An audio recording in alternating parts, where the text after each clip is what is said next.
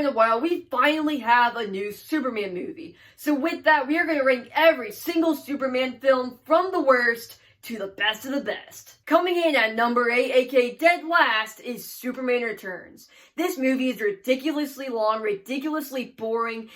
Superman is ridiculously lifeless and does nothing. The only decent thing about this entire film is Kevin Spacey as Lex Luthor. He plays a great villain. Well, probably because he is one in real life, so he doesn't really have to act now, does he?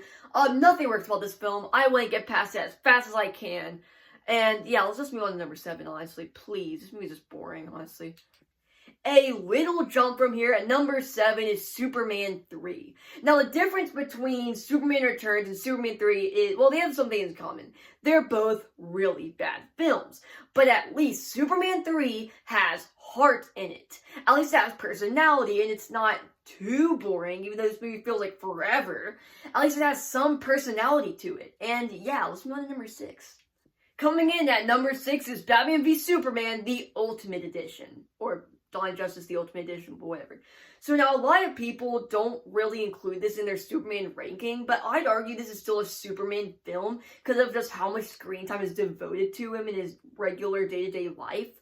And all around, this movie starts off abysmal, such a cynical take on Superman, but in the last chunk of this film, it is cool action, some cool bits here and there, and who doesn't love the Batmobile is crashing and causing a bunch of carnage on a chase? That's just awesome. And then Superman just ramming the Batmobile into a wall or something, telling him to calm down and stop.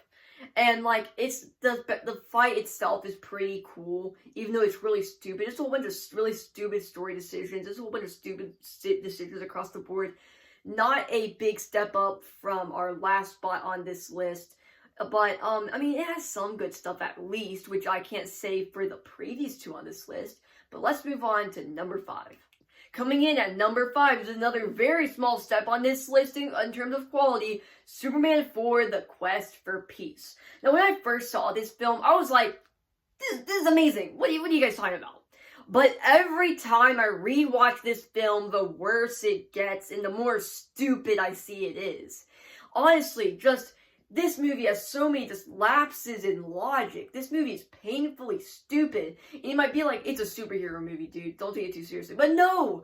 There's so many other movies, comic book movies, Superman movies, that are smarter than this, like the first 2. But this movie is painfully stupid. And now, don't get me wrong, this is another step up on the list, because this movie is fun to watch and so good it's bad in many moments. And, yeah, let's move on to number 4. Coming in at number 4, another huge leap on this list is Man of Steel, aka Zack Snyder's first DCEU film. And now this movie has so many issues, like that stupid Paul Kent death, just many stupid plot decisions that if you think about for 5 seconds don't make any sense. But this movie takes a lot of big swings that I really respect for him doing that. This movie, really, honestly, I think does set a very different Superman we had not seen before, and I think that's interesting to see Zack Snyder's take. There is some cool, action moments, and the story does have some cool moments, like I said. But this movie is held back by just so many stupid story decisions and lapses in logic, and then also itself taking itself way too seriously, and just not being what feels like a decent take of Superman, just because of, the whole city's collapsing, and then, yeah, just have Superman only saving a few people, even though his character is saving everyone, but he lets millions of people die in Metropolis, so it's, stupid. But yeah, let's move on to our top 3, where there's another huge leap in, yeah. Now, coming in at number 3 is a huge leap. These last 3 movies, I love. Number 4, I thought was mediocre. Everything 4 and before is just mediocre or just straight up terrible. Number 3, though, is where there's a big step up, and that is Superman 2. Now, this movie, was probably, as many of you consider, and I consider as well, one of the best comic book movie sequels of all time, and basically the first comic book movie sequel of all time. And now, this movie is really great. There's some decisions here and there that, like, I just don't care for, but still a very charming follow-up to the original with still great action, just a great story, and just all around a really great follow-up to a classic. Let's move on to let's move on to number 2. And our runner-up is Superman 2025, aka the whole reason I'm making this video. And now this movie fully leans into the comic book world, skips the whole origin story, sends us straight into an adventure, straight into an action sequence, which I deeply appreciate. And then they do the legwork to make you care about all these characters, does really great world building, and all around, I think this movie really works. And I'm so excited to see what the DCU does next, but coming in at number 1, I think you all knew it was going to come in at number 1. I mean, it's just an incredible film. Let's move on to number 1.